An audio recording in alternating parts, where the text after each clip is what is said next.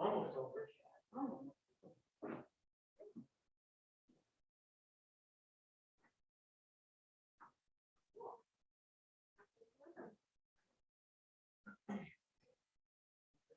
So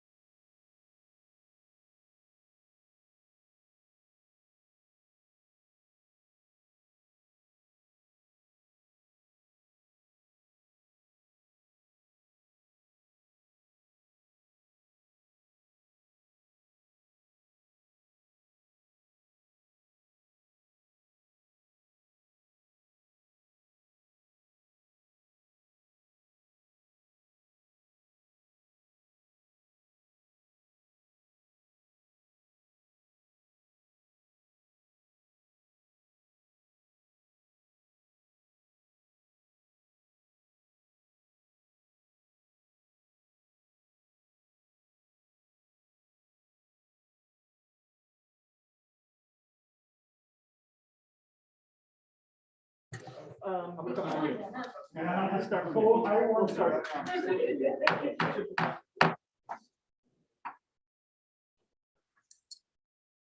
meeting is called to order. The regular meeting of the Scarborough Planning Board on November 1st. Will you please rise for the Pledge of Allegiance? I pledge allegiance to the flag of the United States of America, to the republic for which it stands, one nation, under God, indivisible, with liberty and justice for all.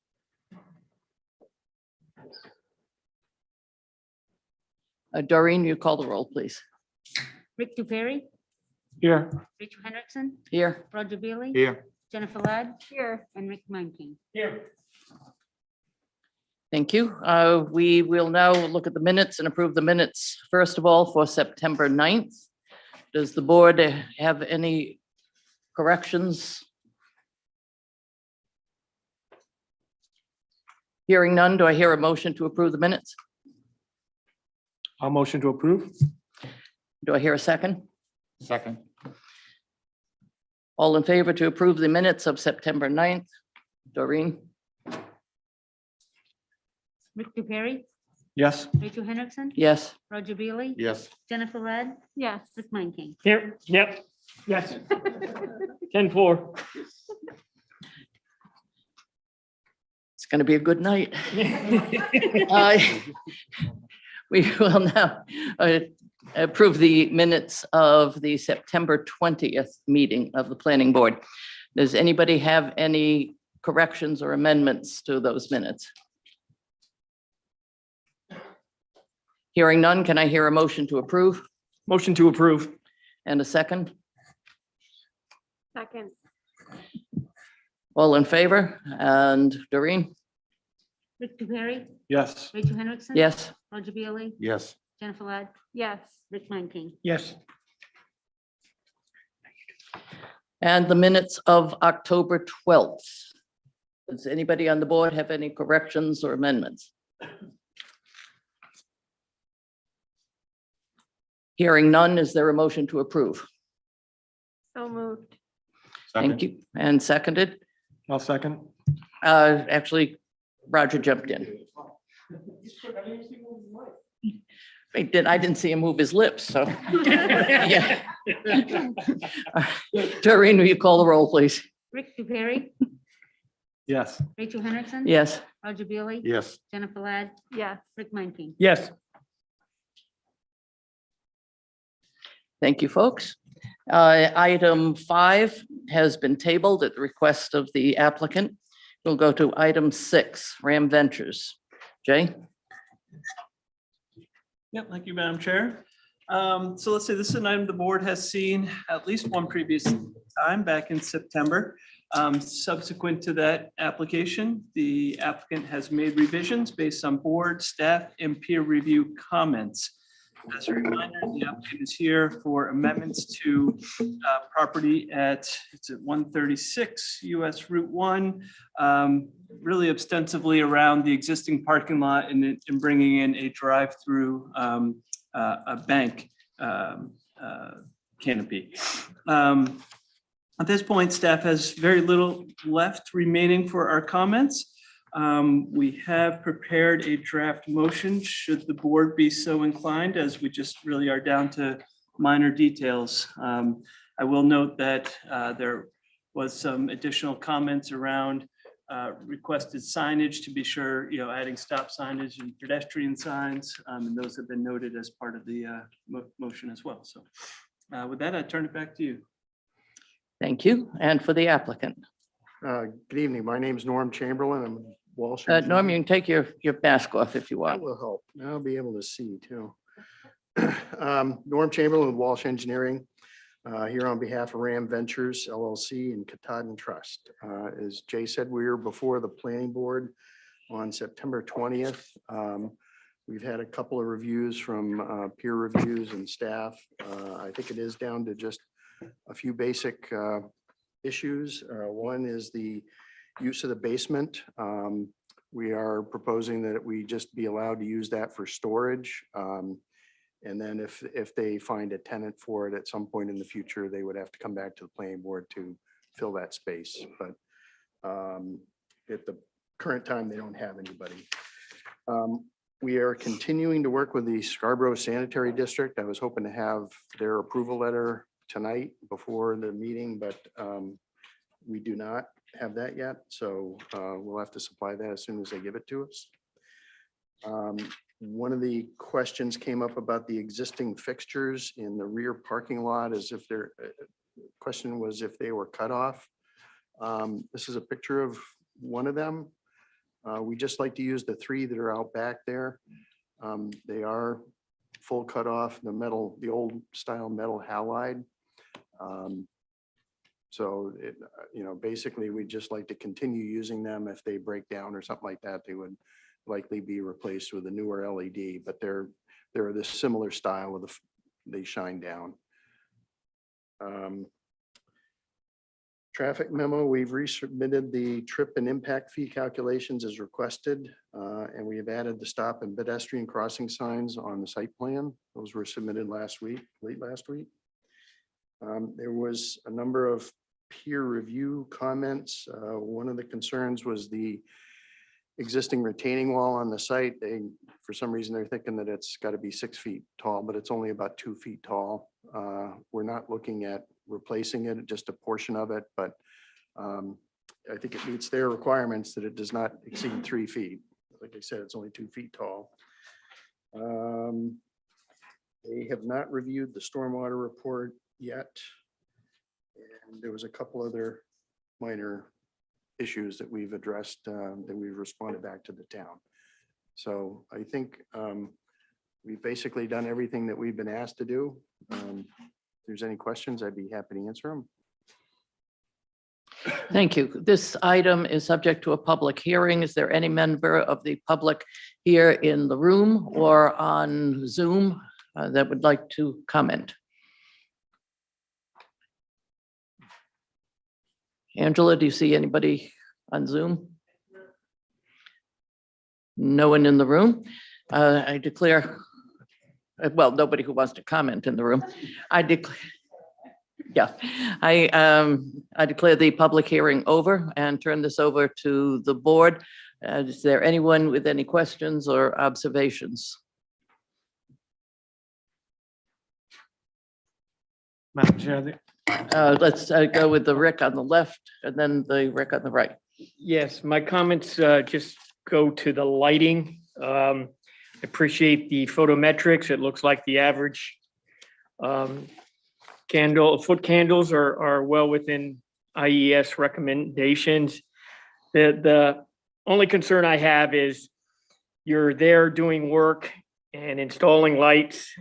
It makes a lot of financial sense if you were to take those lights that you down on the back lot, and instead of waiting for them to burn out, to go ahead and change the fixture heads, put them there. You're going to have the same color. What you're going to end up now with is 2 different colors that light up the parking lot, and that's less than desirable in terms of appearance. And so, while you can't make you do anything, I would strongly recommend you at least look at that option and get it while you got a lift there and taking care of the other lights. Just makes sense. And I think there's some state funding that would allow for retrofits, so you could get some funding that would help you do that. So please consider that. That's all I have, Madam Chair. Thank you. Would you care to respond? Yeah, I think during construction, they can look and see what the pricing to add those 3 new heads would be and what would be involved. Thank you. Rick DePerry. Yeah, I just had one on the, one of the Woodward current comments was the drive aisle. And in your notes, you said all 2A drive aisles have been revised to 26 feet, but I didn't see where it was revised on the plan. Is that, am I just not seeing it, or has? Is that the plan that was submitted Friday? Actually, it's on the other plan that I was looking. Yeah. I know there was some back and forth with the staff wanted it narrower, but we needed to be able to get the fire truck in there, so it ended up being around 26 feet, I think, to get in that. Yeah, I think it's on northern. C, I think it's C 2.3 was. So there's a legend on C 2.3, and then I compared it to the drive aisles, and they don't come out to be 26 feet, but as long as you're, aware of that, and I guess we don't need revised plans, but it says that they've been revised, all drive aisles have been revised to 26 feet. But when I compare the legend to the plan, it doesn't come out to 26 feet. So maybe I just didn't do it right. We can verify that and deal with it with staff. Yeah, because on your legend, it says 1 inch equals 20 feet, but maybe it's because it's. You know what? It might be my error. I just want to make sure the aisles are 26 feet. Because We can verify that with Jay. yeah, because the 23 feet was too short. Okay. That's all I have. Jay, do you have a response? It's actually just a comment. I think Mr. Chamberlain has mentioned it twice. There were plans that were submitted to the town on Friday. Staff has not had a chance to review those, and those haven't Okay. been distributed to the board. Board's policy is not to review new items sort of mid-process. They have enough on their plate as it is. So certainly that's something we'll look at. And as I noted, I do have a draft motion that would look to staff as the final sort of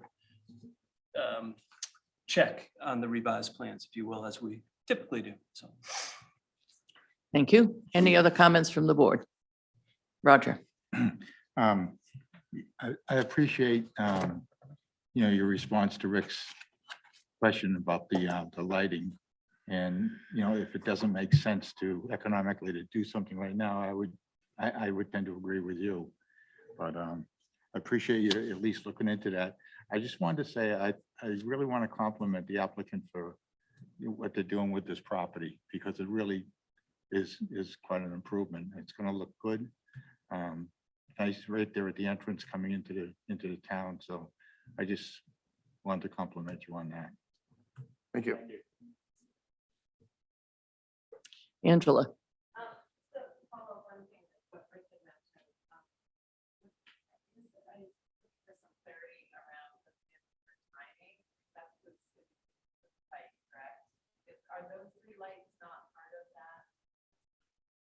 They could probably be put on a separate circuit and turned off. It's just the rear parking lot.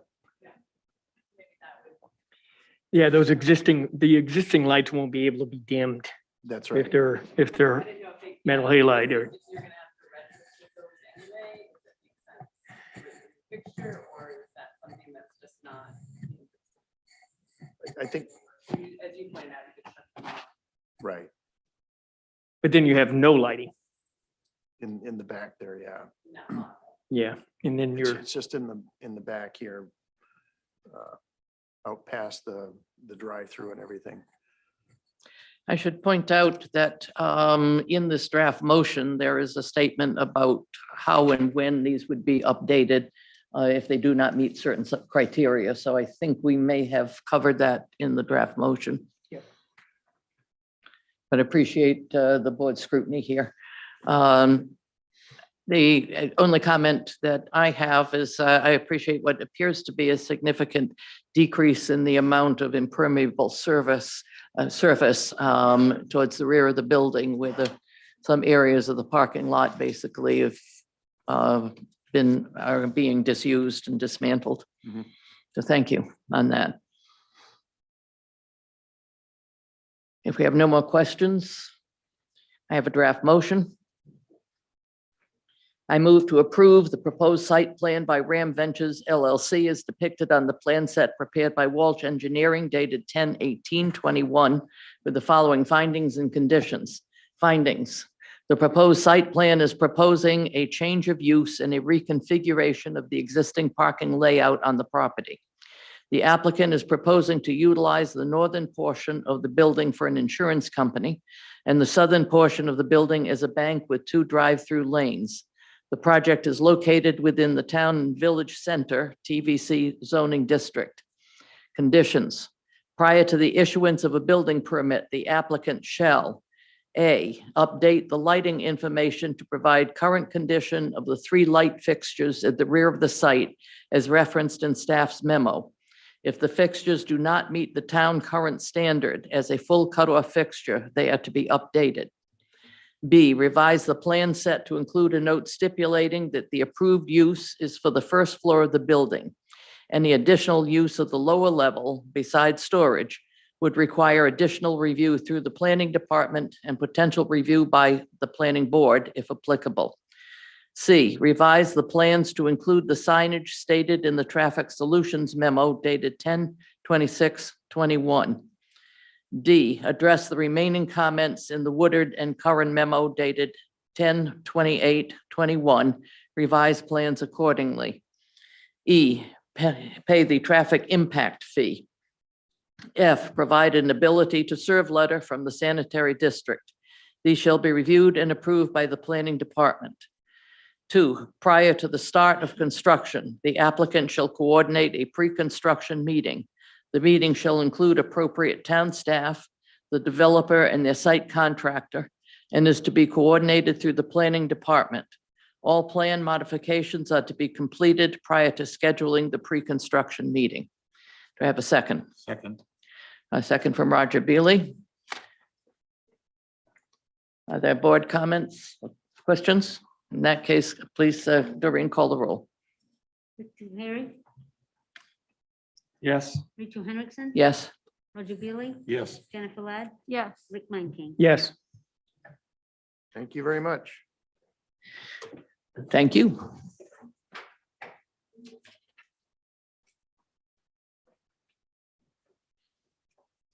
Item 7, AZ Corporation requests a sketch plan review for Lot 25, manufacturing facility within the Innovation District subdivision, assessors map U52, Lot 25. Jay?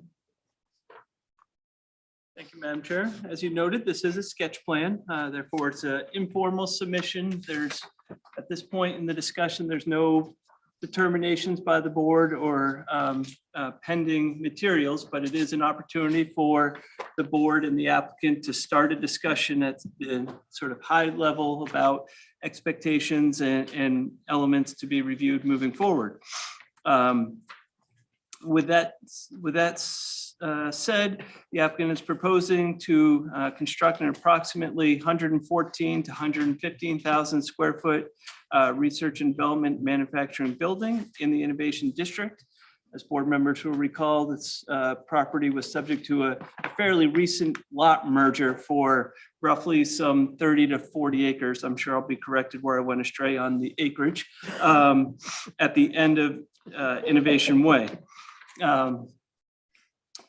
So with that, staff, as I said, has some general comments with regards to the building orientation and street character. No discussions about looking at the potential for reduction of curb cuts along the cul-de-sac. Any opportunities there might be to soften the edges or, general landscape aesthetics for a very large site with large parking areas, as one would expect. And also some comments with respect to low impact development measures. I think this is sort of a precursor and really something that the board and all applicants might expect the town to really start talking about a bit more often, particularly with a change in expectations from the state level permitting that the town holds, requiring LID development be sort of an early consideration in the design and not something that's necessarily tried to get engineered in as design is laid out. I think that probably sets the stage. So I'll turn it back to you. Thank you. And I will turn it over to the applicant. Could you please introduce yourself? Yes, good evening. My name is Dana Fortier. I'm with IDEX Laboratories. The applicant's listed as AZ Corporation, but IDEX is obviously the landowner and the applicant, the person, the company building the proposed development. So my name is Dana Fortier. I'm the Director of Global Facilities Planning and Implementation. My team handles the construction of all of our facilities across the globe.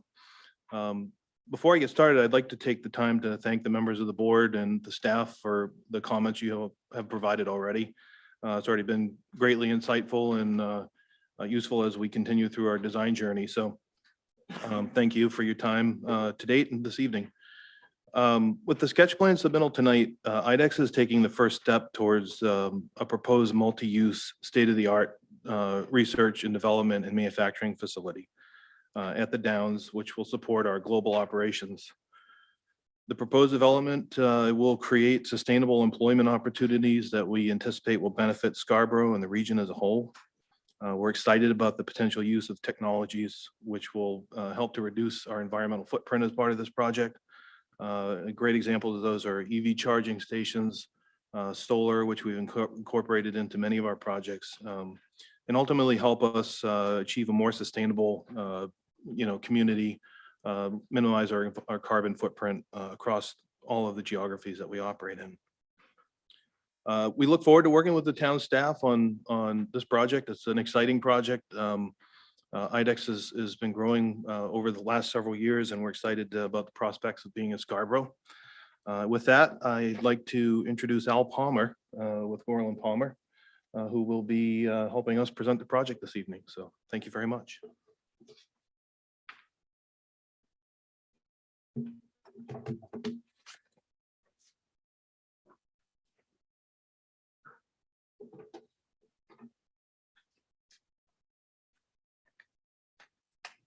And Al, I'll just ask to be sure you turn off your microphone and your speaker on your computer, just so we don't run any interference with the internal systems.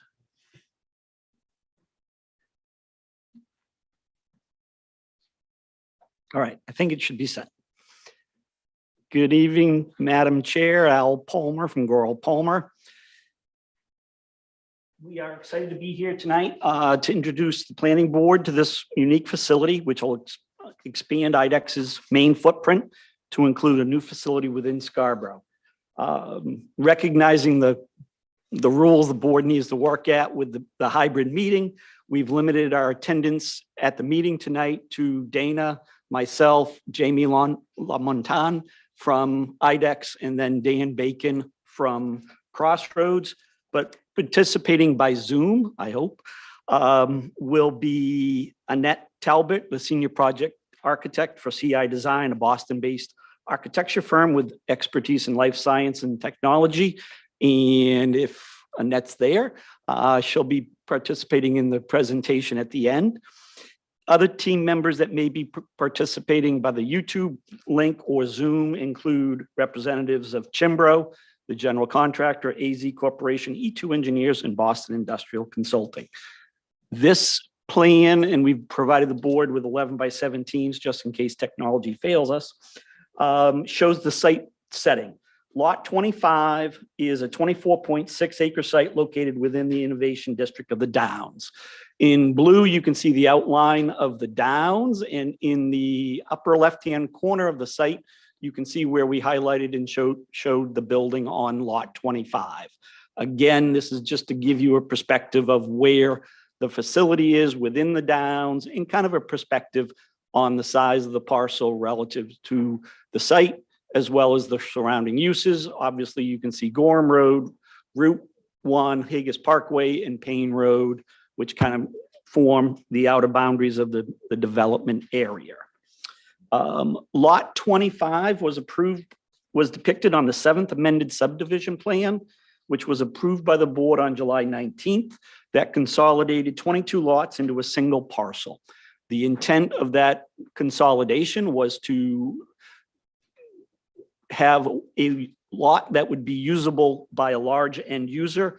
And at the time that the plan was approved, IDEX was the potential acquirer of the parcel. IDEX acquired the parcel on August 26th, and a copy of the deed was included in your packet. This view gives you a perspective of some of the abutting development that has already been in front of the board. The site board is the cul-de-sac, which is now the end of Innovation Way.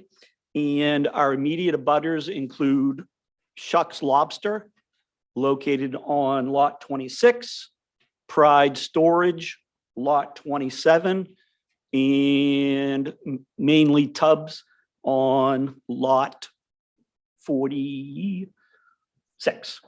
Lot 25, the limits of Lot 25 include the two of the stormwater ponds that were proposed and approved as part of the Innovation District subdivision, as well as the main DEP site location permit.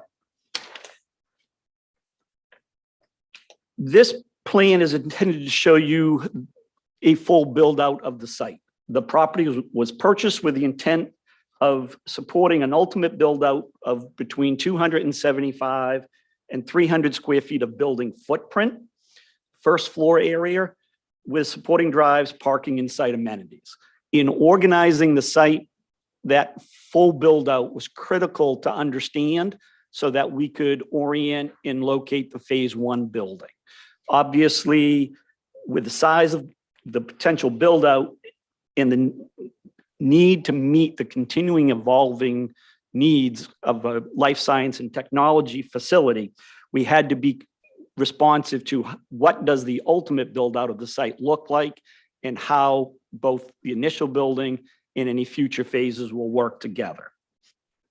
Phase one will include, which is the darker of the browns, will include approximately 115,000 square foot one-story structure, approximately 188 parking spaces based on the user's anticipated needs, an additional 69 spaces that could be constructed if necessary to meet the town ordinances. Those spaces are located here and along the rear. Access drive and site amenities. As Dana indicated, a couple of the site amenities that we are, this shows you a little bit closer view, include, we are proposing 4 level 2 EV chargers in the front parking field adjacent to the building entrance. Those 4 chargers would each support 2 vehicles. So you'd have the ability to charge 8 vehicles at once, including 1 ADA vehicle. The orientation of the chargers includes coverage of one of the ADA spaces. In addition, as Dana mentioned, the roof of the structure is being designed to accommodate any loads associated with solar power generation. And IDEX is evaluating what level of solar could be incorporated into the project from its initiation. The future build out, which is critical in looking at how this site is organized, would include an additional 180,000 square feet of structure, primarily south of the phase 1 building, and an additional 500 parking spaces. That includes a small visitor parking area to the front of the building or the front of the phase 2, staff parking to the south, and an expansion of this parking to the north. Contained within your sketch plan package are preliminary narratives that include parking in compliance with the ordinance, conceptual utility services, information regarding compliance with the traffic movement permit, solid waste, snow removal, lighting, fire protection, erosion control, stormwater, landscape architecture, and waiver requests. We're happy to respond to any questions regarding that information, but don't want to repeat all of that during this presentation to be respectful of the board's time. We would like to take a few minutes to respond to the initial staff review comments prior to listening and hearing the board's input on the plan. And my computer is very sensitive. It automatically advances. With regard to the public street character, we recognize the challenges associated with development of an attractive street character for a parcel located at the terminus of a road with the cul-de-sac and a large building footprint. As noted by the staff, the detailing of the architectural screen wall, which is located right here, will be critical. And we believe that the provided building rendering represents the beginning of the design process that will influence its final detailing. Annette will speak to that element during her review of the building architecture. architecture. In looking at phase one and the building location, we feel that it provides a unique opportunity to be an engaging and active area for the IDEX employees to create a vibrant connection between the structure and the adjacent roadway. On the plan in front of you, there are two areas adjacent to the building entrance that are shown as employee activity areas. Recognizing this is still sketch plan, we're barely 2 months from IDEX having acquired the property, and they're still looking at all of the building design. Those areas were critical for them to identify as part of the sketch plan because we believe that in addition to the typical street furniture and plantings that are normally part of a street character, these two areas will contribute to the visual character of the space by having potential engagement with employees, providing a people scale level to the street character and enhancement. Two opportunities that IDEX is currently evaluating includes on the north side of the entrance, there's an area that is located adjacent to a building area inside the building that likely will be their employee cafeteria. At the IDEX facilities, they have an employee cafeteria, and especially with what they have learned through the COVID experience, having an outdoor aspect of that cafeteria is a critical item. During the shoulder seasons, during the summer, it allows their employees to space out further. They can go outside, have their lunch, enjoy the weather, but it also provides an opportunity for their staff to be greater engaged in that outdoor space. So they are looking at how they would incorporate an outdoor, I'll call it plaza pavilion for that area that would be linked to their cafeteria. It could provide opportunities for people to work outside when the weather conditions are nice, for breaks, for lunch, et cetera. So that is an area for an outdoor engagement that we think will be important to provide an activity outside the building that can link and connect to the street corridor. The street character to us is not just things, but it's people in those activities. The second area is located to the south of the building entrance, approximately here. And one of the items that they're looking at for that, and the primary item they're looking at for that, is a community garden. IDEX employees have been doing a community garden program at the Westbrook facility for, I believe, over 10 years. It provides an outdoor opportunity for their employees to have staff engagement, collaboration, and interaction, but it also provides a tangible benefit. A portion of the beds at the Westbrook facility have been used to grow vegetables that are used within the cafeteria, as well as flowers or herbs.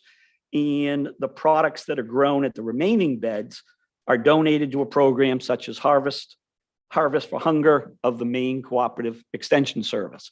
So it's an outdoor area that is proactively planned for that engagement, but also provides activity to help connect the building to the street. I think at the Westbrook facility, there's approximately 200 beds for that garden area. So it's a very active program and something that they would like to do at this site. They want it to be front and center. They want the visibility of that because it's an important program for their employees. So that is something that we anticipate detailing greater as the plans evolve. We'll also have the street furniture, the plantings, the lighting, but those are two active elements that we believe will contribute to the success of this site in integrating the IDEX building into the innovation district. Relative to the low impact development, we had a relatively short time frame from when we met with the staff until we had to hit the deadline for the submission. So we weren't able to fully document the LID opportunities that we're going to be exploring during design development. But a couple of the items that IDEX is actively looking at and we anticipate may be incorporated into the plan are opportunities to remove stormwater from the direct runoff. That would include potential rainwater harvesting of a portion of the roof runoff to be used for irrigation of the landscaping, rather than paying the Portland Water District for the irrigation water and having to sub-meter that so they're not paying the sewer disposal fees. They're looking at potentially having a rainwater harvesting system that would collect runoff pumped to use for the irrigation within the landscaping. So that would eliminate direct runoff during the storm for a portion of the roof area. The roof area is specifically targeted in that is the cleaner runoff rather than from the paved areas. An additional item that IDEX is exploring is rainwater harvesting of a portion of the roof for non-potable water uses, such as the water closets and the urinals. Those elements do not need to have service from a potable water connection. It would require construction of a separate non-potable water system within a portion of the building, but it is something they have done successfully at other locations, and it is something that they would be looking at as part of this project. Again, a little atypical, not something that you see throughout the state, but we believe it's a viable LID technique that one, protects our most valuable resource being the public water supply, but also looks at how do we optimize the collection and use of that rainwater. Other opportunities that we may look at would include groundwater recharge for excess roof runoff, particularly with regard to phase 2. A significant portion of phase 1 may be used for those collection systems. And then opportunities for treatment closer to the source, such as bioretention cells, rain gardens, and introduction of sheet flow and infiltration. Obviously, one of the things we need to balance for this phase 1 project in particular is staying within the bounds of our the site location of development permit that was issued by the Maine DEP. IDEX would like to start construction over the winter. So we want to make sure that whatever we're doing meets the terms of that SLDA permit, but also incorporate to the extent practicable those LID techniques. A couple other comments from staff: the enhanced pedestrian amenities at the building entrance.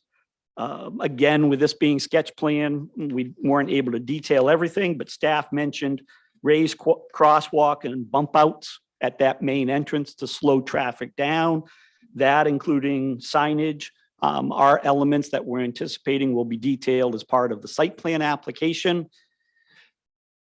One of the critical elements of the site was making sure that we have adequate circulation for the fire trucks, and part of that was proximity to the building. So we do have basically a perimeter ring road that would provide fire access that does end up with the drive aisle along the front of the building. But we do believe that with the items that staff mentioned, we would be able to accommodate those amenities into the design to make sure that we have a safe crossing for the visitors entering the building. That also is one of the reasons why we are proposing the second curb cut on Innovation Way, so that the employees can enter the parking lot from 2 locations, one here or one coming up the front of the building. And we felt that the incorporation of the second curb cut would reduce the amount of traffic along the building front. So those are all elements that we will anticipate including in the final formal application. I'm going to zoom back out to this one, the consolidation of the curb cuts. That really was kind of a phase 2, phase 1 comment, and it involves this area here. Currently under phase 1, we have the straight drive that would be used for truck access. This has been designed so that the trucks can come to the building. This would be basically the incoming trucks would be using these docks. The outgoing trucks would be using these as material works its way through the various processes within the building. And then there's adequate space within the truck area for those trucks to exit using this drive. This drive is not intended to be for the truck access. That is more for emergency vehicle access and fire truck circulation around the building. So the truck circulation will be all off of this drive. As staff mentioned, that ends up with 2 curb cuts under phase 1, right off the cul-de-sac in close proximity. This one being the access to 5 parking spaces for trailhead access. And what we're anticipating is when we come back with the formal application, we would consolidate that to 1 curb cut with a temporary easement over the IDEX property. So basically taking a connected drive in that location. So that is something that we believe we can accommodate. We believe it would be an improvement to the plan, and we will be incorporating that into the plan set. Other items are all items that would be documented in the formal application, including the manner in which we would be extending 3-phase power. 3-phase power currently ends, I think the last pole is right at the corner of our property, and we would be going underground to the building, but we will provide information on that as part of the site plan application. Where that would be crossing the cul-de-sac will have to be likely be concrete encased steel conduits to meet the utility requirements, but that'll all be documented as part of the site plan application. Building on the comment that Dana made about the solar power, this building likely would not be a situation where they would be exporting power to the grid. The solar system likely would be less than what the building usage would be. So it would be more not looking to be a power exporter, but to mitigate their impact and their usage from the electrical grid. Lighting obviously will be detailed in the subsequent application, full cutoff features, full cutoff fixtures, and including both pedestrian level lighting and conventional parking lot lighting. The perimeter landscaping, we will be looking at that with our landscape architect. I believe the staff concern was more focused on this edge between lots 25 and or 26 and 27. We will be looking at that, but we've also incorporated divider islands on all of the internal parking bays so that we can have multiple levels of landscaping to provide screening from us to the abutters, but also from the abutters to us. So that is something we will be looking at as we detail the formal application, and then the scorecards for both impervious area and traffic will be provided in that full site plan application. With that, I'd like to turn it over to Annette, if Angela has the power or technology to do so.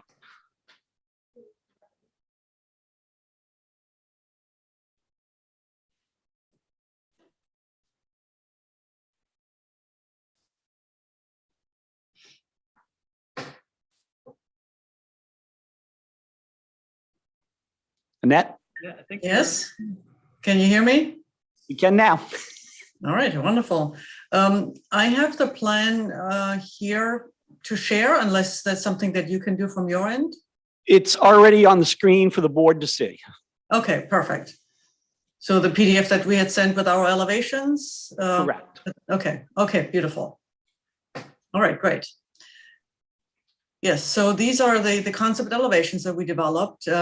We are still in the very early stages of design, so the floor plan and the interior are still very much in flux, but we have located some of the major program elements to understand sort of the massing of the building that you can see here. In that 3D view on the bottom, especially, you can see the 3 major volumes that we're envisioning here: a lower and mid and a high roof. The high roof is where the warehouse component would be.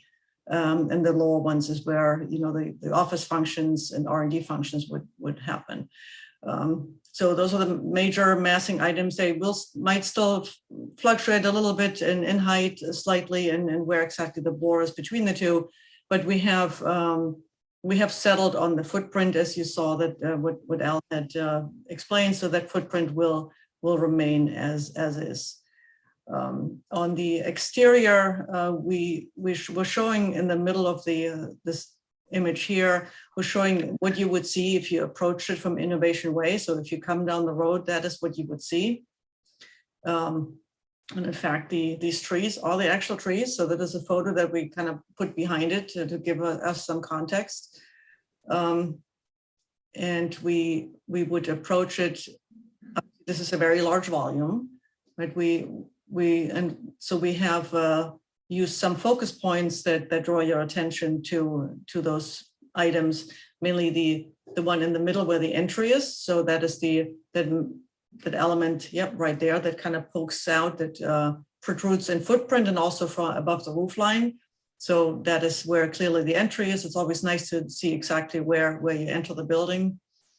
We looked also at this whole facade. Obviously will receive at least 50% fenestration, and we're accommodating that with both glazing and also some elements in the facade that have a different expression. So most of the exterior will be an insulated metal panel system. This is very well insulated. It does a good job of withstanding the climate in the area, and obviously insulation is very good to have. Good insulation is very good for energy use as well. So we're envisioning a couple of different profiles for these metal panels and some color changes. Those are still under discussion. We haven't really settled exactly what color we will use, but IDEX has some brand colors as well that will most likely make its way into this design here. The other focus point is going to be that the element on the far right, where you can see the IDEX logo on the screen wall. So that is a very large element to hide major equipment behind. So there will be, because the utilities are coming in from that point, here we will hide things like the generators or transformers, things like that that are not all that attractive to see right away when you approach the building. So this will be hidden behind that screen wall. And also this IDEX pylon here on the end is kind of borrowing some elements from other facilities that IDEX has in other parts of the world. So we're kind of bringing in a little bit of the branding into the complex here as well. And the other thing that you see here is a roof screen. So above that lower roof, we have a roof screen shown. That will likely be a different shape. We really have just some placeholders right now for rooftop equipment. We just know that there will be something on the roof and that those units will be quite large, but we really don't know exactly how many and how big. We just know that we also will try to screen them. So they from the street, you will get a little bit better image and you don't necessarily see these units up on the roof. So that you will see. We have shown some placeholders for solar panels as well. That too is really just to show, okay, we are contemplating to put solar panels on that roof. They will not likely be exactly where they're shown here, but IDEX is very much interested in installing these. It will make a good impact for the facility. And obviously this is, with such a large roof, why not? You have the opportunity here to gather some free energy, and they're very much interested in doing that. So yeah, and on the south facade here, we are also showing, so this facade we considered needing the 15% fenestration. So we are showing that. We will have some glazing here, some change of material in the metal paneling, knowing that in the future, this will really not be required anymore if that new building of the second phase gets constructed, then obviously that glazing will no longer be required. But during the first phase, and who knows with the timing where that will land, we will definitely treat this as the secondary facade needing the 15% fenestration. So I think that is all we can, I can think of right now on this envelope. If there's any questions, I'd be happy to answer them. With that, Madam Chair, that concludes our presentation, and we'd be happy to answer any questions. Thank you. This is subject to a public hearing. Is there anyone in the room or online on Zoom who would like to comment? Angela?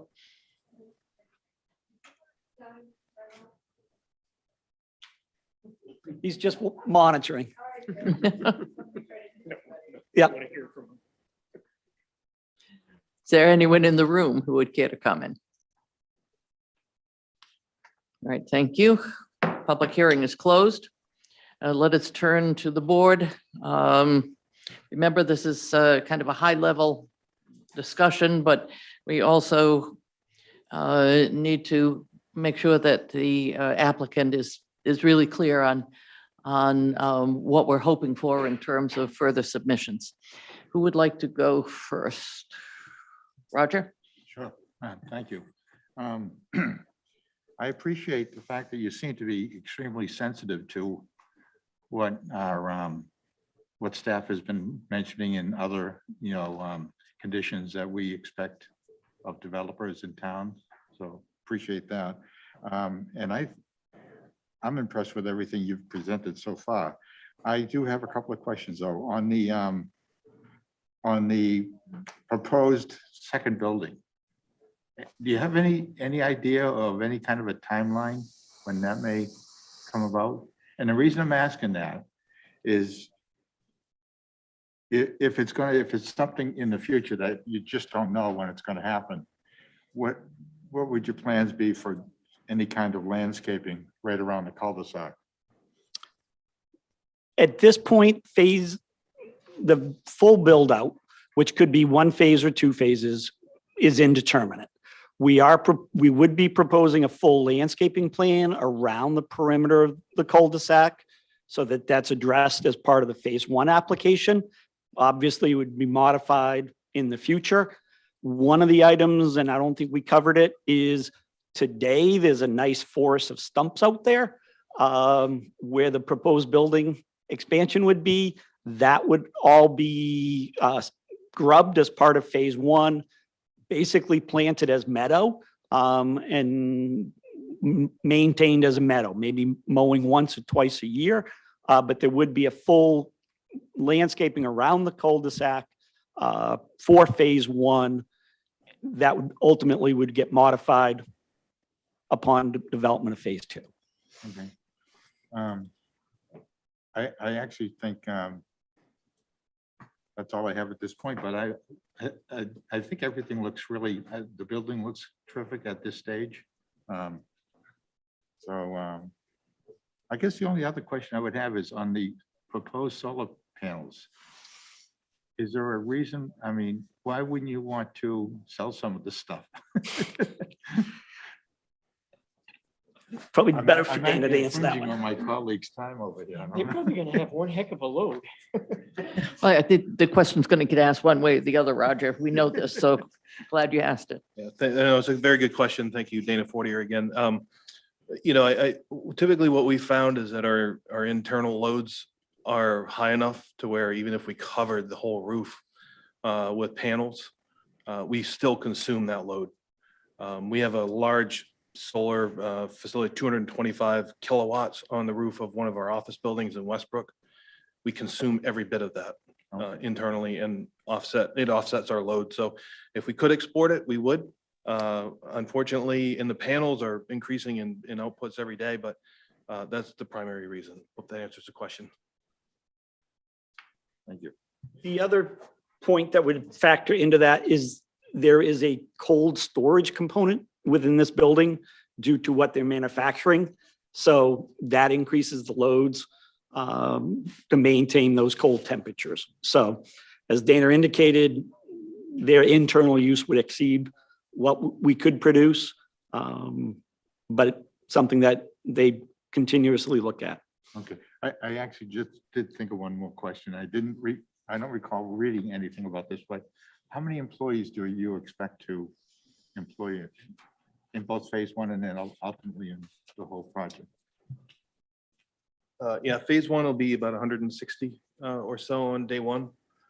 As that's anticipated at this point. Of course, still some programming left to go and some details left to hammer out, but that's what we're preliminarily anticipating. So would those be new employees to IDEX or would they be employees who've been transferred from other facilities? A little of both. We have some operations that are coming over, of course, and I open invitation for anybody that wants to stop by the Westbrook facility and take a walk around the outside. It's a large facility. We manufacture a variety of products at that facility, and we are needing some more space. So we are moving some of our manufacturing operations to potentially moving them to this facility. And so some of the positions would move over to Scarborough. Some of them will be new positions. Okay, great. Well, thank you for Thank you for coming. All right, next, Jen. I guess I have an elaboration on the solar panel question. So Roger asked, why wouldn't you plan to export electricity, which it doesn't surprise me at all that you're talking about needing an incredible amount.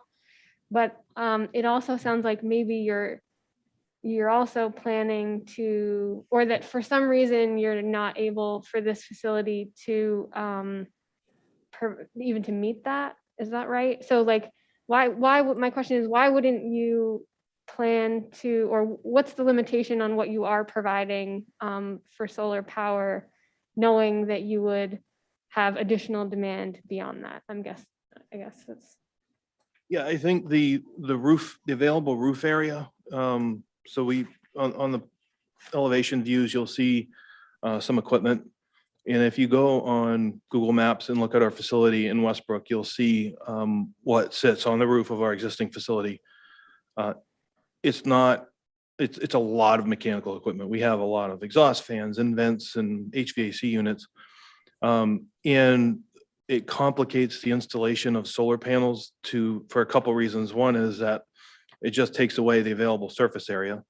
And then secondly, we need to maintain safe access around the equipment for maintenance services to access the equipment and not have trip hazards. So that's been a challenge and limits our ability to just completely cover the roof with solar panels. We have a distribution center in the Netherlands, which is very simple and it has almost no mechanical equipment. And the whole thing is covered with solar panels. And I wish they were all like that, but this facility will be heavy with mechanical equipment and needs for access. Sure, so you're just needing to share that roof space with other things. Exactly. Essentially. Yep. Okay, that makes sense. Okay, I do have a couple other questions. First off, I'm curious about why you chose to locate the ground level mechanical equipment where you did. And recognizing, I think providing the architectural wall in an attempt to screen some of that is certainly a good, a good plan. But I'm curious, particularly given the northerly wall of this first phase building, where that would be adjacent to really just stormwater treatment and a road that you said was only really going to be sort of for emergency access. I'm curious why not try to locate that there? And the reason I ask is not necessarily for the phase one, partially for the phase one, but I think the architectural wall would be, a good attempt at screening, but also, as you're entering through the truck route that you're talking about, that would certainly be visible, and particularly anything to the south or coming from the south headed towards this building. You're not going to want to fully screen it, I assume. So I'm just curious how you ended up with that placement. It's several factors weighed into it, and I'll do the civil side of it and let Dana elaborate. Obviously, we're connecting to all the utilities within Innovation Way. In looking at the location of the mechanical space within the building, having that mechanical space proximate to both phase 1 and phase 2 was important. And if we located it along that north wall, then it would be furthest from the phase 2 building and the greater distance, especially as you get towards the southeasterly corner of the phase 2 building.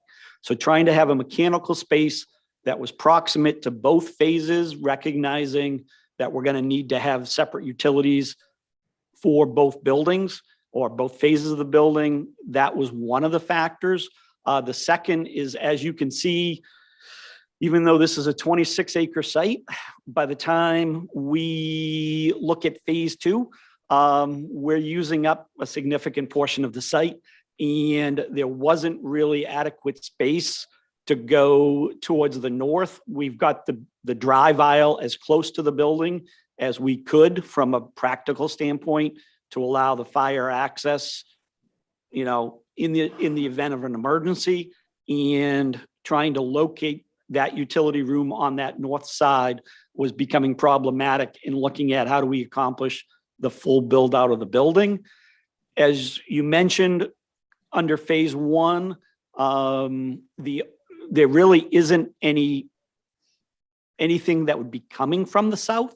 You do have the trailhead parking, but we would be including as part of the phase 1, there would be the screen wall, but then we'd also be doing some screening, landscape screening that we haven't had the opportunity to detail yet between the access drive and the mechanical features, but also likely on this side of the access drive so that you get 2 layers of landscaping that would help to screen that use.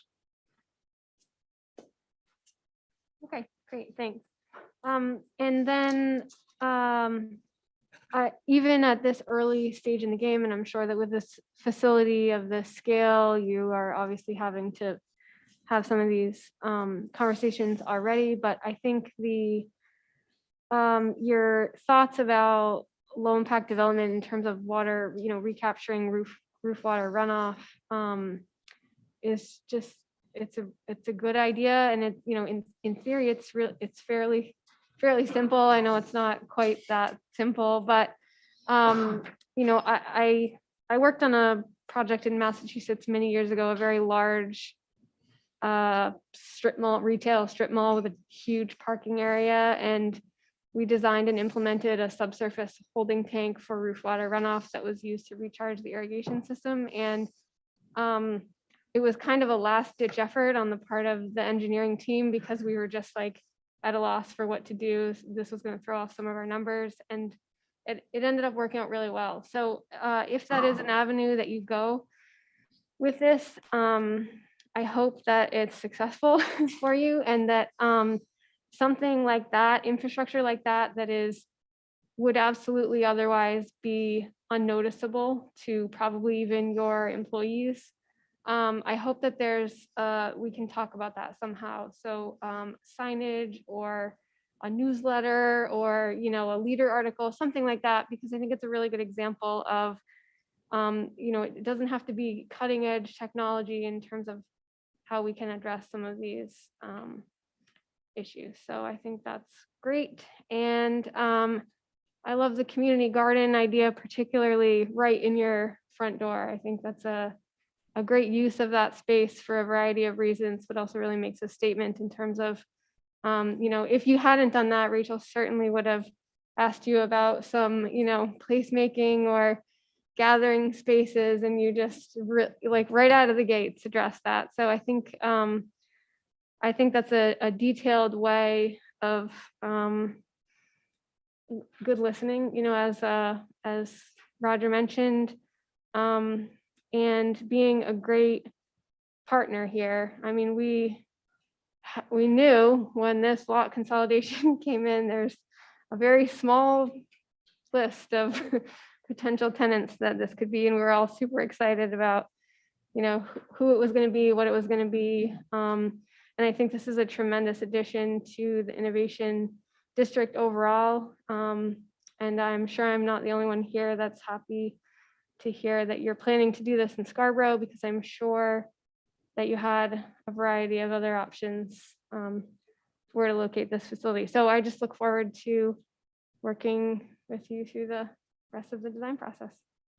Well, thank you very much. And, I'll just extend, if anybody is interested, we've, like I said, I invite you to come out to the campus in Westbrook. A lot of the things you're talking about are things that we've done. They were a little scary at first. We did rainwater harvesting in our newest building, which is used for flushing toilets and cooling tower makeup. And we were a little nervous about it, but it worked out very well. So, there's a really nice example on our current campus of, the importance of our employees in our community, in the facilities that we build. We don't do that just in Westbrook. We do it across the globe. So we're excited to be talking about the project as well. And thank you for the comments. That's all I have. Rick Meinking. Yes, thank you for a very comprehensive sketch plan narrative. I thought that was, you covered a lot, and I know you had some crib notes based on some comments that you received initially from staff, and I think you presented a very excellent overall vision of what this is going to look like. I'm thoroughly impressed with IDEX's sustainability and corporate culture that you have as becoming good neighbors and stewardships of our resources that we have. I totally understand about the solar and not being able to sell it. You're better off using it all right there. Make your building as electric as you can. You probably heard a lot about the carbon footprints of buildings, and it is one of the state's goals to try to reduce that. And I think you can do a lot here. And I know those makeup air handling units you have on the roof, they don't necessarily have to be there. You're right. It could be something that looks like a tower that looks like big fans on it, and they're called heat pumps. And variable flow refrigerant systems that you can do simultaneous heating and cooling and move that energy within your building and keep your employees and visitors comfortable. Please, when you're setting up for the next presentation, take a look at Scarborough's comprehensive plan and make sure it fits the elements of what the new plan has. We're trying to, resiliency is also a factor. And, I understand the need for a generator and everything like that. It's just, sometimes maybe it's a better place to put up higher in case of flooding and that kind of thing for resilient purposes. You might want to take a look at that as an option. But I understand why you're locating it there and getting the 3-phase power. And since I don't think the Downs has actually got ST&T lines, the high voltage lines, I think you're going right off of the 220, 480 3-phase. Appreciate the chargers for vehicles. I would ask that maybe you take a look and see if there's a way just to bury some conduit and make some additional spots. You're going to have quite a number of parking spots. And if you look 20 years down the road, you're probably going to have more than 8 electric vehicles in that parking lot. And you may have guests and you may have rental cars that are going to be electric, and your corporate guests will be coming in and renting an electric vehicle and having meetings at your facility. So just consider maybe burying some and make the infrastructure available for further growth while you've got the soil churned up. I'm thrilled to see. I was pretty involved in your IDEX building in Westbrook, and the advanced lighting controls that you have both for the interior and exterior lights. I think you should bring that in, incorporate that in this building. But take a look at how much electric you can bring in on your services. I don't know exactly what you're going to do in the refrigerated space. If it's just storage, that's an energy hog. It's all going to come down to your envelope. and see if we can't do, a top-notch envelope. Therefore, it mitigates having to, have a lot of extra HVAC systems to make it comfortable. We don't need to heat outdoors, so let's use energy recovery ventilators if we can, put those in line with your HVAC. And really, I think you're going to make the innovation area there in the Downs really you're going to bring the innovation there. I think you're doing things with the gardens, reclaiming the water. I think you're doing everything right. And I think it would be a great learning for the town and for our local or our neighboring towns that can see the results of what you can do in today's building stock. And we have a great opportunity now. You're going to be a fixture here in Scarborough for a long time. And it's no better time than now to take care of it. So I look forward to future submission, and I'm thrilled that you're coming. Thank you.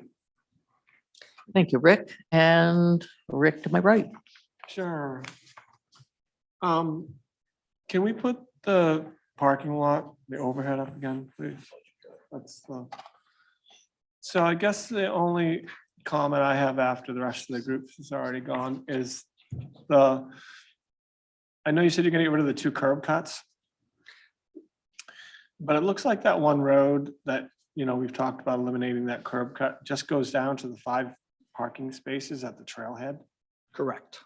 So can we just, I think you said you're gonna come off and come back. Can we just eliminate that whole road? Just put 5 parking spots at the head of your parking lot with a trail that says to Trailhead? Because that's a whole bunch of paving, right? Put the parking more at this location. Just put the parking there and just put a dirt trail to the trailhead, because that's just to me, I just don't see the point of that, honestly. It's just a lot of impervious service for 5 parking spaces. I mean, and I would put probably more than 5. I would put 10 parking spaces up by the cul-de-sac and just have, incorporate it off the 1 curb cut maybe, or something to that effect. But to have a road going to 5 spots just to me doesn't make any sense. Dan's coming up. Dan's got an answer for me. We'd be happy to explore that.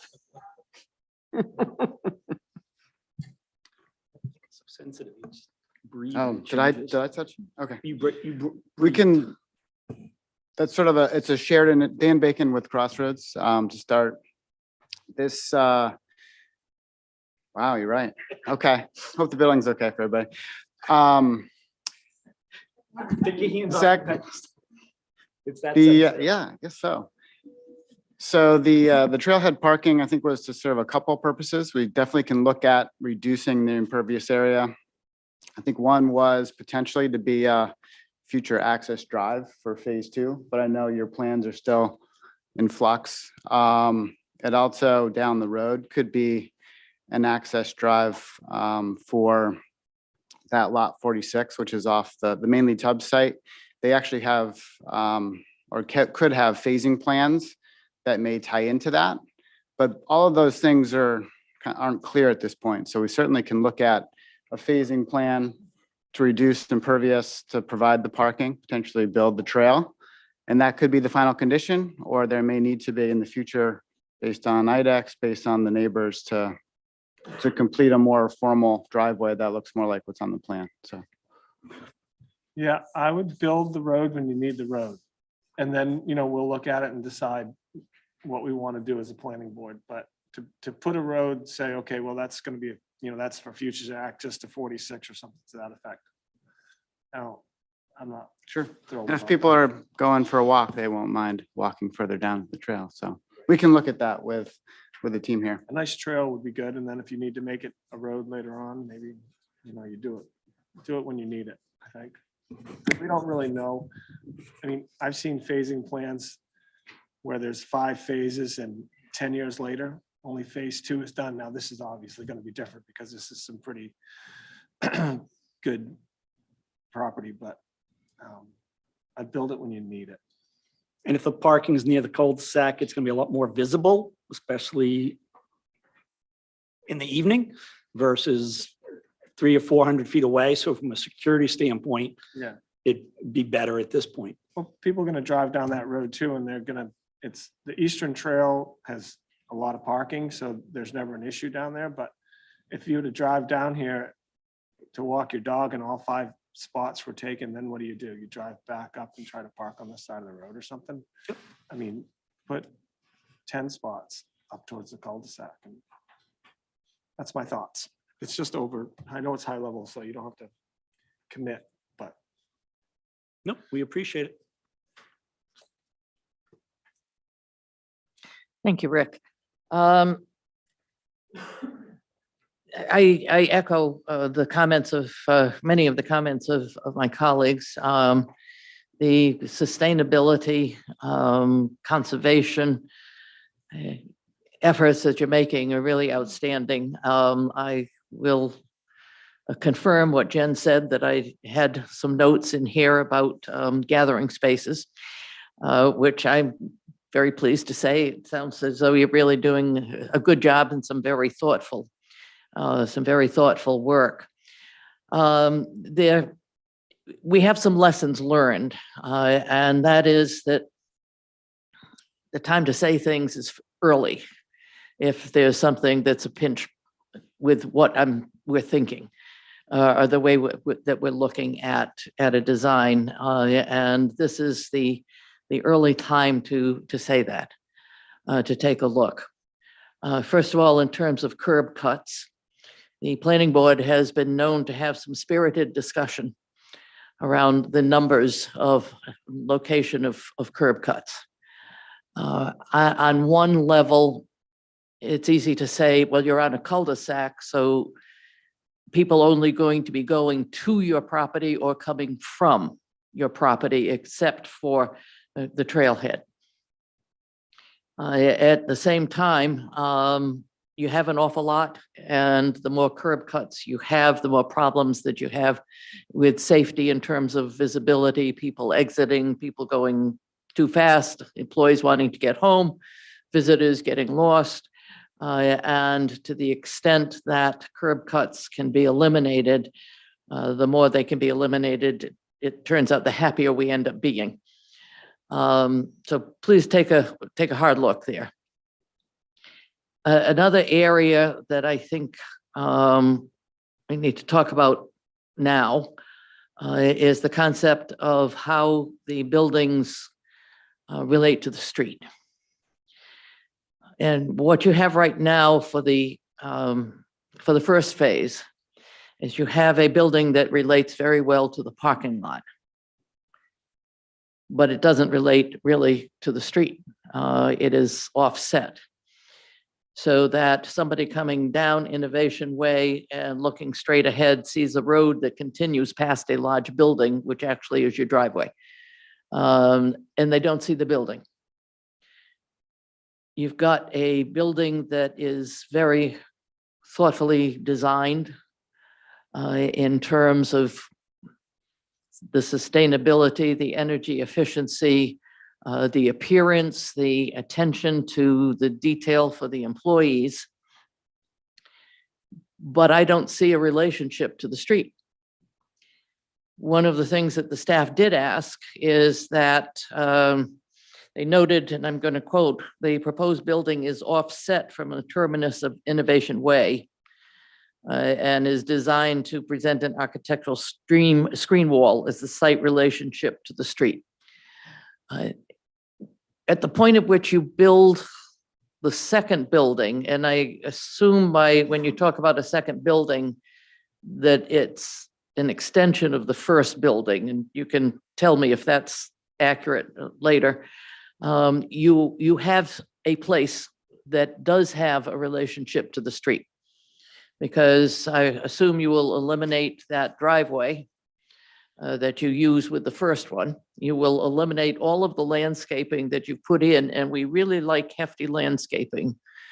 And you have an opportunity in the second building to create that relationship with the street. So to the extent that we can see that, that would be appreciated, understanding that it may be a year or 2 years or 3 years before you get to that building. But it's important to continue that relationship throughout the innovation district. And we've been pretty adamant about those people, those buildings on the street, maintaining that relationship. So I would like you to really take a hard look at how you're doing that. And if there is a way, I know you've got the screen wall, I know you've got the transformers in back of it. If there is a way instead to make that part of a different entrance, a different front of the building, so that people driving down Innovation actually see that screen wall as more than a screen wall, but see it as the start of a real relationship to the street. I think that would be important in terms of design. And I'm fully aware it's not going to be easy to do that. It is going to be difficult. It would be a little easier if you were starting off with the second building, because you have that visibility of that second building and that relationship. So I'm asking you to really take a hard look there. One of the things I'm not entirely clear on, because it's going to be quite costly to put in that driveway and that parking and all of the attendant landscape that goes with it for the first building, why you do not build out the road system, the whole road system. You still end up with a ring road around the whole of the complex, but you're not pulling out growing trees in order to put in that other building. I'm sure you have a very good reason why you're doing that. It does solve the problem of that private drive, of that private street. So I said I'm wondering why you made that decision to actually create upheaval of everything, so much that you put in. So if you could respond to that, please, I'd appreciate it.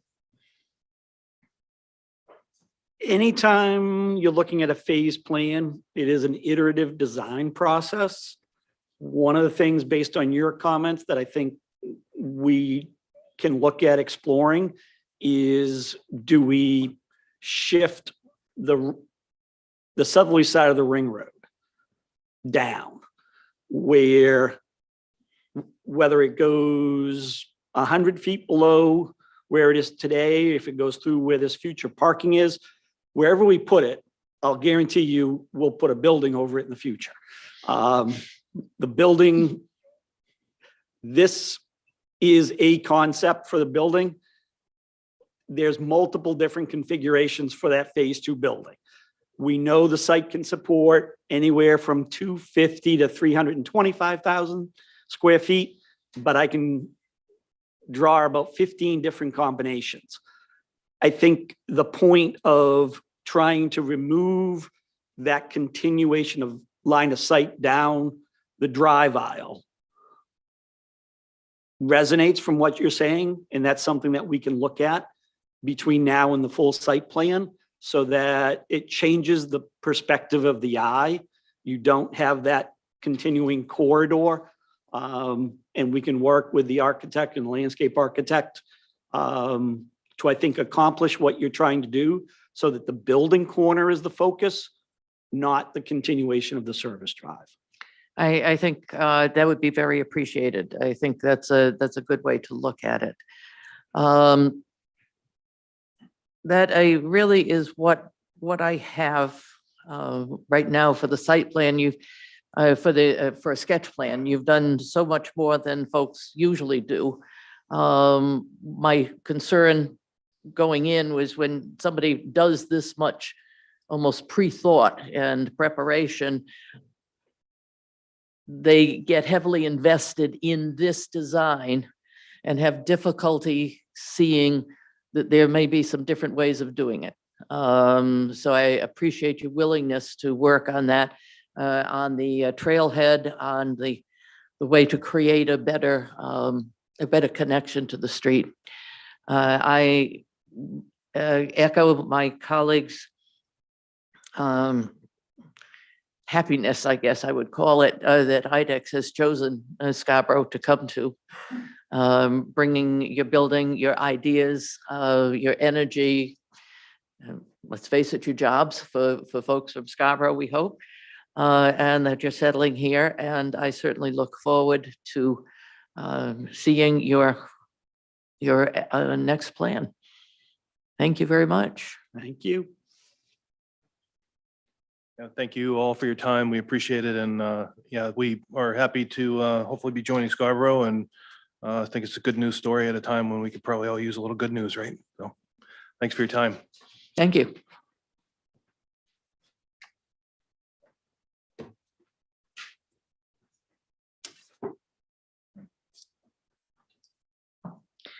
Item 8, Pat's Pizza requests a site plan amendment review for 209 US Route 1, Assessors Map U44, Lot 7A. Jay? Yes, thank you very much. This is an item the board has previously seen, last before you in September, I believe it was. And the applicant has made revisions based on the board, staff, and peer review comments. I will note that the revisions were included by their traffic engineer, were on your Dropbox. I'm not sure if they were in your paper submission, but they did appear to address Bill Bray's comments, at least with respect to the traffic analysis and traffic impacts, which were fairly minor based on the nature of the expansion.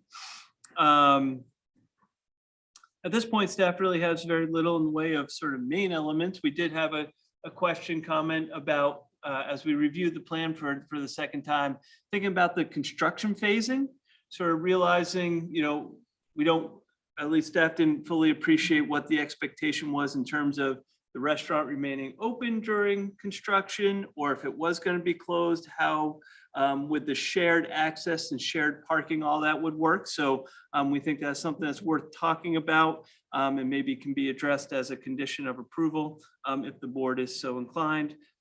We also just had some other minor detailing questions about wall packs, plan notes and revision dates, as well as Woodard and Curran had some questions about roof drain and gutter overflow.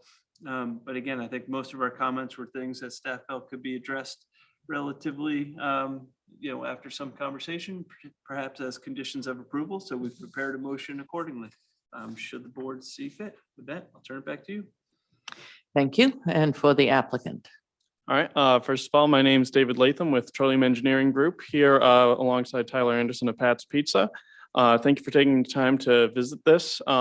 As Jay said, we've brought this in front of the board before, but for a quick summary, this is a proposed 30 by 78 addition to the existing Pat's Pizza just 5 minutes down the road there. In the existing scenario, we have a dining area in the basement that sits 104. That is going to be removed, changed to storage area.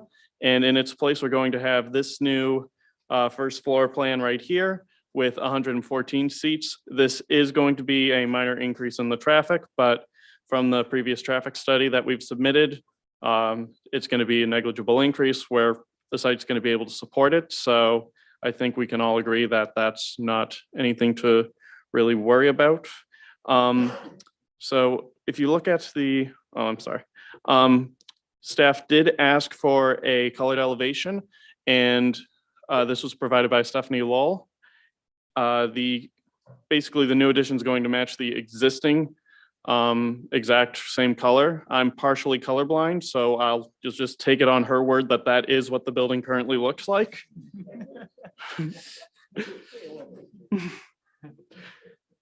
So when you look at the site itself, the addition is going to go over some of the existing parking right here. We are going to be losing, I believe, 9 spaces overall.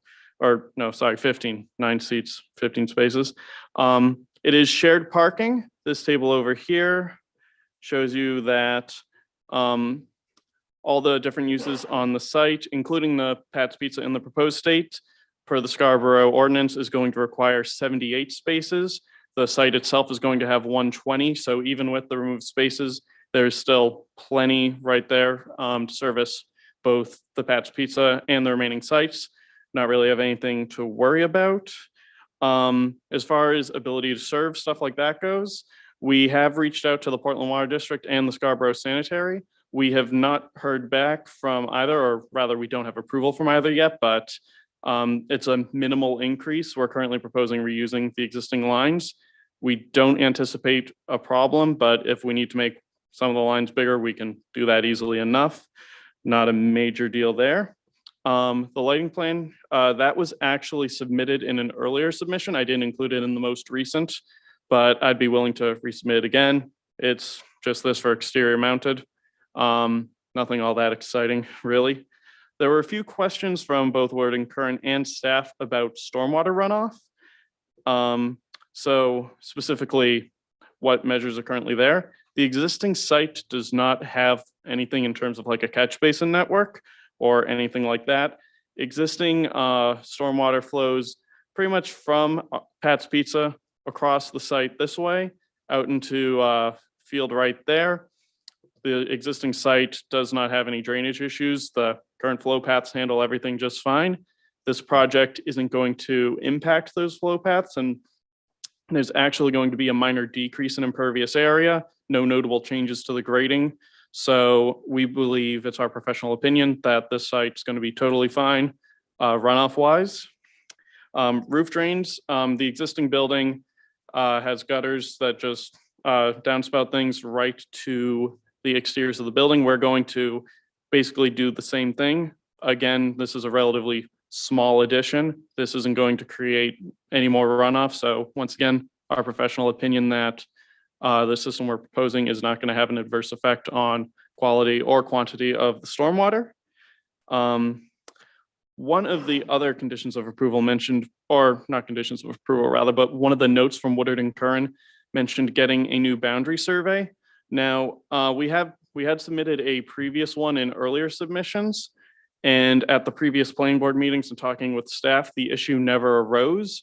It's our opinion that because this new addition is in the center of the lot, clearly not going to be affected by any setbacks. We believe that what we've submitted is adequate to show that we're not going to be, breaking any rules or regulations, anything like that. And, for Pat's Pizza company that's been here forever, been really a great addition to Scarborough. Adding this isn't just basically throwing money away on something that isn't going to really show anything that we don't already know. We would like to remove that from part of the conditions of approval. Tyler, is there anything you'd like to add? All right. Thank you so much. Well, I can answer the question you asked, Jay. Tyler Anderson, Pat's Pizza. How you doing, guys? I've kind of narrowed it down to 2 contractors at this point, in discussions with both of them. As the construction begins and progresses, I will remain open. The takeout will remain open through the whole thing. The dining room will remain open up to a period of time. At that point, we will shut it down, kind of to, one, to move some furniture from the dining room, the basement up to the new expansion. They can fence in the area. They both told me it won't affect any entrances or exits or the surrounding businesses, the bank, the hair salon and that kind of thing. Is the entrance, one from Hannaford Drive right behind me, and then the other 2 entrances from Route 1. There'll be a fenced area where they're doing the expansion. Won't affect any of that, and it won't affect any of their parking. They can keep it safe for my patrons to go in to dine, where continually could dine until the point where I will have to close down. I don't know for how long until the expansion is done, but my intention is to remain open, take out through the whole thing, and the dining room up to a period of time when, at that time, I will close and then reopen when the expansion is done. Is just to touch a little bit on the stamp boundary. You know, this one, when they did it, it's the same owners, still Foley's Ice Cream Incorporation. They've been owned since my father opened it in '85. Nothing has changed. No more businesses, nothing's changed to the land. You know, it's about 4 acres of land. I take up less than an acre of where I'm at and what I'm gonna do. So I just think it's an unnecessary expense. One that I'd have to do and more time when I'm not even going close to any of the boundaries and not really changing the scope of anything when, you know, the Foley's own all the land and that kind of thing. I just don't see why I'd have to do another boundary. That's basically all I have for you at this time, on what Dave had, unless there's any questions. Thank you. This is subject to a public hearing, so let me ask if there are any people here in the room who would like to comment. Or Angela, do we have anybody online? No, we don't. Okay, public hearing is closed.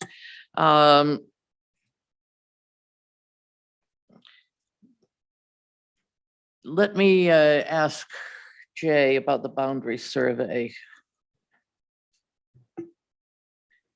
I'm going to ask you because I'm looking at this and I'm looking at our proposed draft motion and I don't see a requirement for a boundary survey unless it's in the F, address the remaining comments in Woodard and Curran memo. I would say the way it's drafted, it is addressed in F. So I would defer to the board. If the board is comfortable based on the description that the applicants provided and the plans before you, you know, we'll operate at the discretion of the board. If the board feels that a survey boundary isn't necessary, we could potentially look at adding a sentence to F that says something to the effect of exception to the condition is the comment related to survey, something that simple. But again, staff is, you know, we'll look to the board and give us guidance. Well, of course, We'll yeah, behave right. accordingly. Thank you. Let me just ask the board for nods. If you are comfortable with the survey, the current survey, and do not need to see a new one.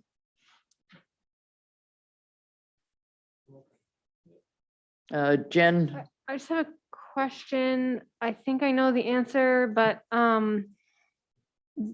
understanding that your position is that everything on your property has changed, is there any other adjacent development? I guess obviously Route 1 hasn't changed and Hannaford Drive hasn't really changed either. I'm less sure about sort of, I know there's been some new construction in the back.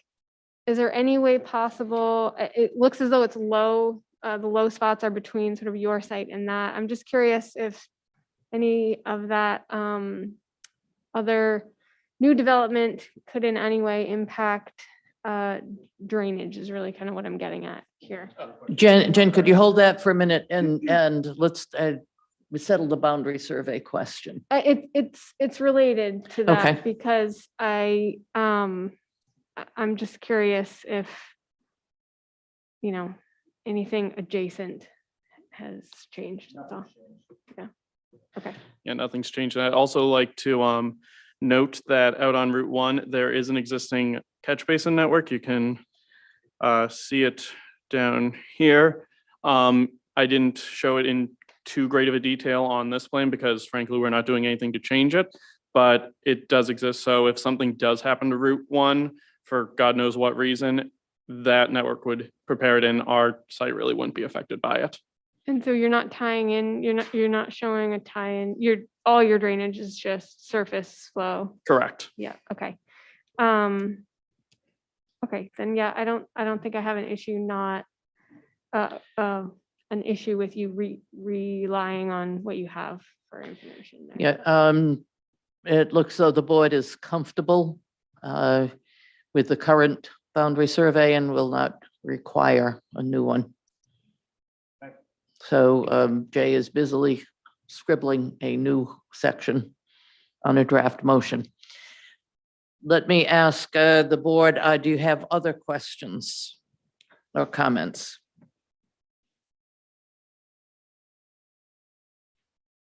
I do not have any questions or comments at this time. I think it's a fine project. I'm just curious how long you think this is gonna take. The winter time, I mean, I've gotten a few different answers from different contractors. If I had to guess from my feedback, my goal is, as a business owner, I'm sorry, I'm sitting down here now. My goal is obviously to have it done before summer.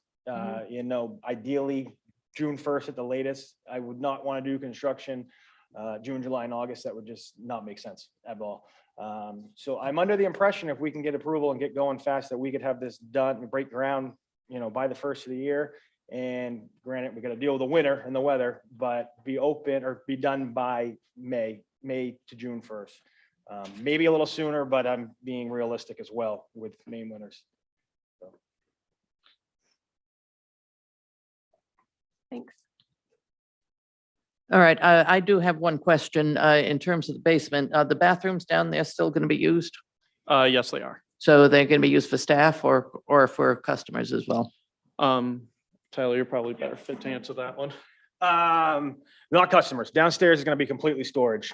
In fact, I don't need them for employees as well. You know, I haven't really thought of that. That's a great question. They will still be there. They still will be usable for lack of a better term. But customers will not have any access to down there at all. And I already have employee bathrooms on the kitchen level. So I could actually shut the water off to them and not use them. But I also could keep them for employees, so. Okay, thank you. I just wanted to make a note and to ensure that the usage was basically going to remain as said with this, with the storage and with what's there, so. Okay, thank you. Any other questions? All right, hearing none, I have a draft motion. I move to approve proposed site plan for Pat's Pizza is depicted on the plan set prepared by Trillium Engineering dated 8/30/21 with the following findings and conditions. Findings, the proposed site plan is proposing a change of use and a reconfiguration of the existing parking layout on the property. The applicant is proposing to construct a 2,340 square foot addition to their existing building. The proposal also includes a new indoor waiting area, storage area, and removal of 15 parking spaces. The project is located within the Town and Village Center, TVC zoning district. Conditions. Prior to the issuance of a building permit, the applicant shall A, revise the plan set with an updated revision date corresponding to the revisions made through the review process. B, provide a construction phasing plan in accordance with the deliberation with the board. C, provide updated information related to the proposed lighting wall packs. D, revise the plan set to include the town's standard site plan notes. E, revise the plan set to include a note stipulating that the approved use is for the first floor of the building. Any additional use of the lower level besides storage would require additional review through the planning department and potential review by the planning board if applicable. F, addressing the comments in the Woodard and Curran memo dated 10/28/21, revise plans accordingly. Exception to the condition is the comment related to the survey. G, pay the traffic impact fee. H, provide an approval from the sanitary district. These shall be reviewed and approved by the planning department. 2, prior to the start of construction, the applicant shall coordinate a pre-construction meeting. The meeting shall include appropriate town staff, the developer, and their site contractor, and is to be coordinated through the planning department. All plan modifications are to be completed prior to scheduling the pre-construction meeting. Is there a second? Second. Roger Beely is seconded. Any additional board comments, questions? All right, I do just have one question. Did you say, I might be mixing applicants here, I apologize. Are you still also waiting for approval from Portland Water District? We are, yes. Okay, so should this also say sanitary district plus it should. Portland Water? So please add, approve, provide an approval from the sanitary district and the Portland Water District. That's already in the notes from Woodard and Curran and their notes to get approval from. This is the draft motion. So if you let us vote, you got your go ahead, okay? Don't confuse us yet, okay? Thank you.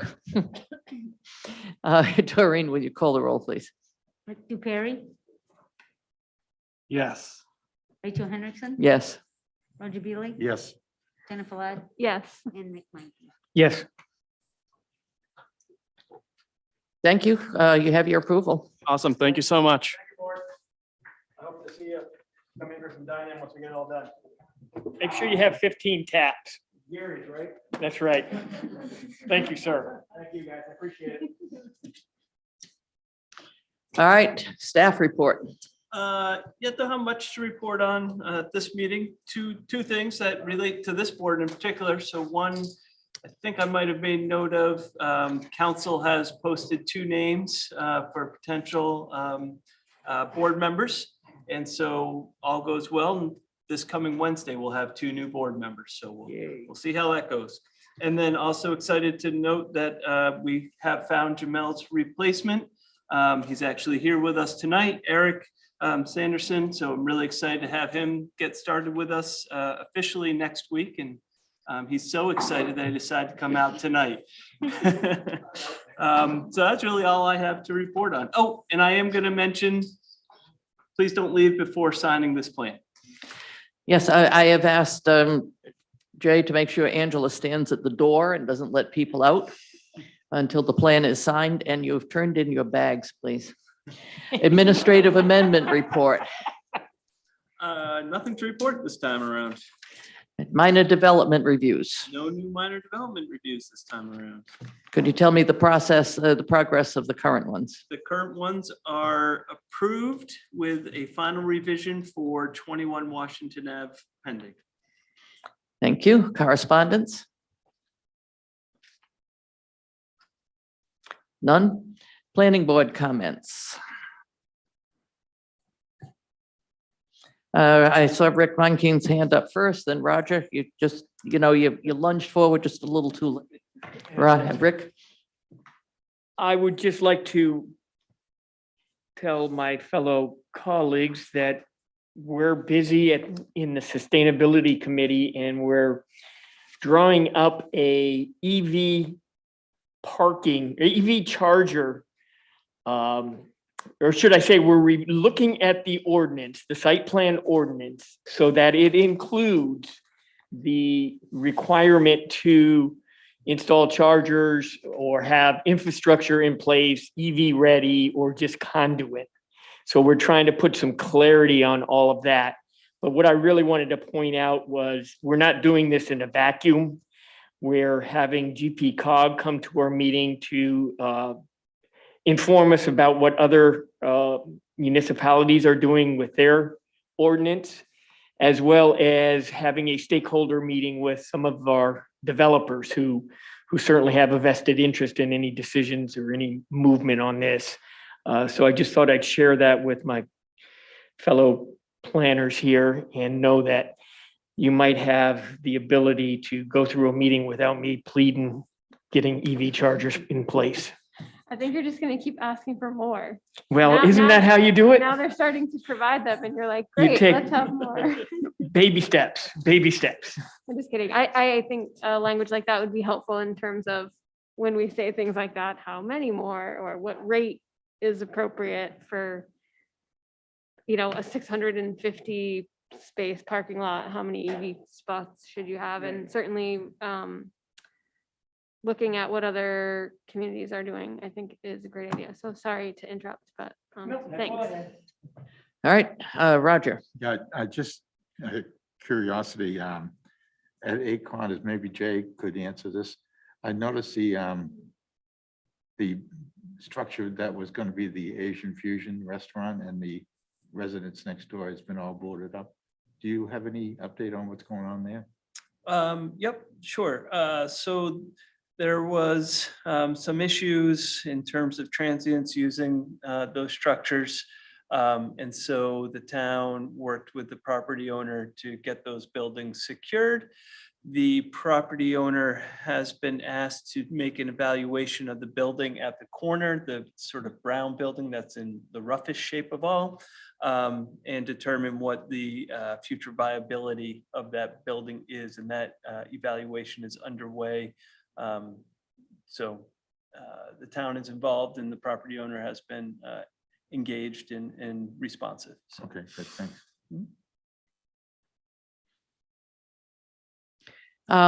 The two people who have been appointed or will be appointed to the board, their names been posted once and then they are posted again before their appointment. Karen Shoup, who has been on the Zoning Board of Appeals, and Chad Reed, who has a strong background in architecture and community planning. So I am looking forward to a full board. The Long Range Planning Committee is beginning to meet Friday and start to take a look at the implementation of the comp plan.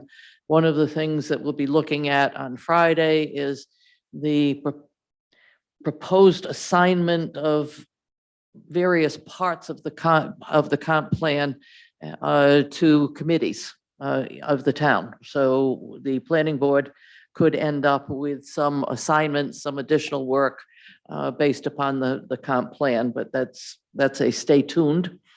And once we have our full complement of the board, we will be able to hold a workshop for the Three Diamonds Realty, the Higas Parkway development, and also a workshop for all of us as a board to take a look at such things as what do we really need to see in order to function as a board. We've done that. We did that about 6 years ago and decided there were some things we could assume that the staff would take care of because we didn't have the expertise to research deeds and some things like that. So start actually thinking about that, what you need to see to be effective in terms of looking at the various plans and applicants that are coming before us. That's all I have. Anybody else? Let me say, that's yours, Jay. Let me say welcome, Eric. I'm glad to see you here. Do not let Jay put you seated here first thing, okay? You can sit someplace else. Keep Jay here for a couple of meetings. And then I look forward to welcoming you up here. Thank you. Motion to adjourn. And remember, you can adjourn, but you can't leave. It's like the Hotel California until this is signed. Motion to adjourn. Okay. Rick Meinking, and I saw Jen Ladd with a second. Are there any objections to adjourning? There appear not to be. We are adjourned.